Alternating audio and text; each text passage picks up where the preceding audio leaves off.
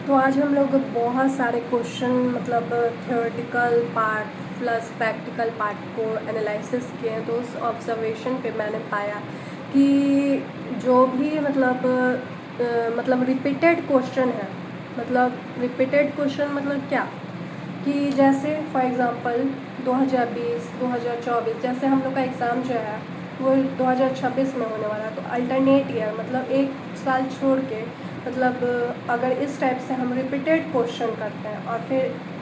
2020 22 24 जो भी जितना क्वेश्चन है उसको रिविमली नहीं पढ़ना है, थॉरोली नहीं पढ़ना है कि डीपली पढ़ना है, लेकिन उसको जो है मतलब पॉइंट वाइज अगर समझते हैं और पॉइंट अगर याद रखते हैं, क्योंकि सेकेंड ईयर में पूरा मतलब क्या बोलो प्रैक्टिकल बेस्ड रहता है कि बच्चों को उस बेसिस में कैसे पढ़ाना है। तो मैंने ये ऑब्ज़र्व किया कि मतलब बच्चा जो है वो सक्रिय निर्माता होता है। सक्रिय निर्माता कहने का क्या सेंस है कि बच्चा अपना ज्ञान का निर्माण खुद करता है। लेकिन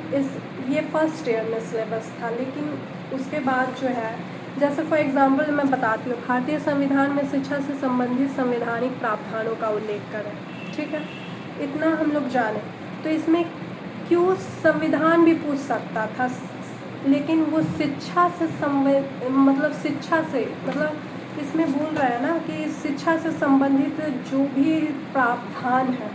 उनका उल्लेख करें। तो क्या है हमारा जो संविधान है, ठीक है, हमारा जो संविधान है उसको शिक्षा को जो है वो मौलिक अधिकार दिया गया, ये हम लोग सब भी जानते हैं। और टीपीएसपी के तहत विशेष प्रावधान भी मिला है, शिक्षा को सर्वोच्च प्राथमिकता मिली है कि जो मतलब शिक्षा जो है वो सर्वोच्च है, ठीक है। संवैधानिक प्रावधान क्या है, संवैधानिक प्रावधान क्या है, बहुत सारे प्रावधान हैं दिए गए हैं इस कॉन्स्टिट्यूशन के द्वारा। जो भी प्रावधान है शिक्षा से रिलेटेड, इसमें बहुत सारे प्रावधान दिए गए हैं। जैसे आर्टिकल 21A, तो उसमें क्या बोल रहा है कि 6 से 14 वर्ष के बच्चे को मुफ्त एवं अनिवार्य शिक्षा का ये हो, ठीक है। इसमें क्या बोल रहा है कि 6 से 14 वर्ष, चाहे दुनिया का कोई भी बच्चा हो, अगर वो 6 से 14 वर्ष, क्योंकि 6 वर्ष से वो क्या होता है कि 6 वर्ष में वो मतलब पढ़ना स्टार्ट जनरली करता है। आजकल तो कम एज में पढ़ते हैं, लेकिन मतलब 6 से 14 वर्ष के बच्चों को मतलब कंपलसरी है कि मतलब ज़रूरी ही है, चाहे वो कोई भी बच्चा हो, निर्धन हो चाहे गरीब हो, मतलब कुछ भी हो, तो उसको ज़रूरी ही है। और फिर आर्टिकल नंबर 45, इसमें क्या बोला है कि जो प्राइमरी बेस्ड पे जो बच्चे होते हैं प्राइमरी बेस्ड पे जो बच्चे होते हैं तो उनको क्या होता है कि जैसे पहले क्या होता था कि डायरेक्ट स्कूल में एडमिशन करवाता था, अब क्या होता है कि आंगनवाड़ी फिर प्री नर्सरी इस टाइप से होता है। तो इसमें उसका बच्चों को पूरा केयर होता है, फिर मतलब पूरा प्रारंभिक बाल अवस्था देखभाल एवं शिक्षा इसमें होता है। और फिर आर्टिकल नंबर 51A, 51 क्या कहता है कि जो भी पेरेंट्स का, चाहे कोई भी पेरेंट्स हो, दुनिया का कोई भी पेरेंट्स हो, उसका ये राइट है, उसका कर्तव्य है कि अपने 6 से 14 वर्ष के बच्चों को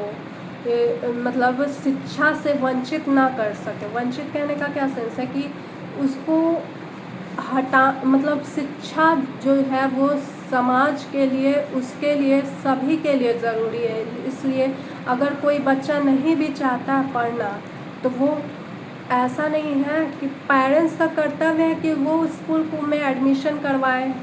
या कुछ, लेकिन उसका पढ़ना बहुत ज़रूरी है। फिर आर्टिकल नंबर 15 और 56, इसमें क्या है ना कि जो भी मतलब पिछड़ जाते हैं, जैसे फॉर एग्ज़ाम्पल महिला, जो भी गर्ल्स हैं, मतलब जो भी, और SC ST अनुसूचित जाति जनजाति जो भी है, तो वो क्या, और जितना भी कमज़ोर वर्ग है, कमज़ोर वर्ग में हो गया इकोनॉमिकली वीकर सेक्शन, मतलब जो भी है, तो उनको आर्थिक हितों की सुरक्षा के लिए मतलब जो भी इकोनॉमिकल उसको सुरक्षा चाहिए, या फिर कोई वैकेंसी में या कुछ में भी अगर वो पिछड़ जा रहे हैं तो उसके लिए वो क्या बोलते हैं, विशेष उनके विकास के लिए जो है वो विशेष प्रावधान दिया गया है इस आर्टिकल में। और फिर लास्ट है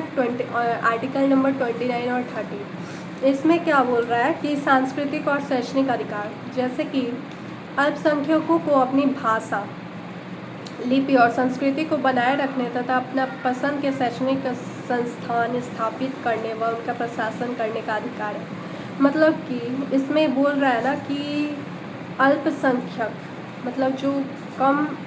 जो भी मतलब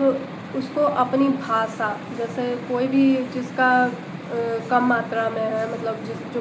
पिछड़, मतलब इसमें कहने का सेंस वही है कि जो पिछड़े हुए हैं उसको अपनी भाषा, लिपि, संस्कृति जो उसको बनाए रखने और अपना पसंद का जो भी इंस्टीट्यूशन है उसको खोलने और उसका प्रशासन करने का अधिकार प्राप्त है। ठीक है, तो इतना ही बताऊंगी। मतलब इसमें कंक्लूज़न निकला कि इसमें जो भी है सेकेंड ईयर में पूरा प्रैक्टिकल बेस्ड है कि एक बच्चे को हम किस तरह से पढ़ाएं कि मतलब एक्चुअल लर्निंग बेस्ड पे है कि हम अगर क्लासरूम में जा रहे हैं तो बच्चों को वहाँ पे अगर ये प्रॉब्लम आते हैं या किसी को किस तरह से पढ़ाना है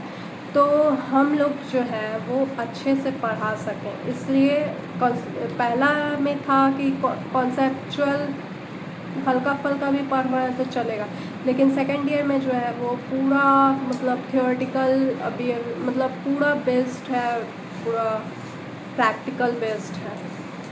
ठीक है गाइस, इतना ही इन्फॉर्मेशन देना था। बाकी आप लोग जुड़ते रहिए और प्रे कीजिए कि मेरा एग्ज़ाम बहुत बहुत बहुत अच्छा जाए।